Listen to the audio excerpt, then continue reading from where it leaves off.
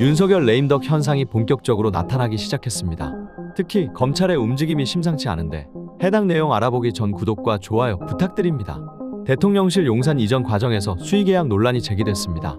조선일보가 공개한 내용에 따르면 감사원 감사 과정에서 일부 비리 정황이 포착되며 검찰 수사로 이어졌고 검찰이 당시 방탄유리 시공을 맡았던 업체를 압수수색한 것으로 확인됐습니다.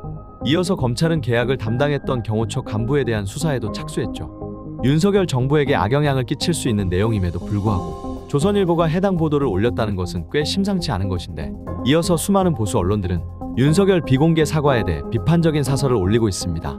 조선일보는 죄송하다는 말을 국민 앞에 하지 않고 자신들만 있는 자리에서 했다는 것이다. 왜 이렇게 하는지 납득하지 못하는 국민이 많을 것이다 라며 지적했고, 중앙일보는 윤 대통령의 어제 발언엔 이런 부분에 대한 성찰이 부족하다. 국정 운영 스타일을 바꾸지 않으면 남은 3년 임기가 매우 불행해진다는 게 이번 총선의 민이라는 점을 윤 대통령이 스스로 깨닫기 바란다 라며 윤석열의 성찰 부족을 지적했습니다. 동아일보 또한 대통령 발언을 보고 냉정한 민심에 대한 섭섭함, 정부의 정책 성과를 몰라준 데 대한 억울함의 토로로 들리기에 충분했다 라며 비판적인 해석을 내놓았습니다. 조중동 하나같이 이러한 발언들을 하는 것을 보면 윤석열의 레임덕 상태가 심각하다는 것을 체감합니다. 또 레임덕 상태가 나타났다는 증거 중 하나는 윤석열 정부 마음대로 인사가 이루어지지 않는다는 것입니다. 최근 윤석열이 비서실장 유력 후보로 거론된 원희룡에게 최근 정무수석을 제안했으나 원희룡이 거절 의사를 표한 것으로 알려졌습니다. 몰락하는 배에 굳이 올라탈 필요가 없는 것이죠.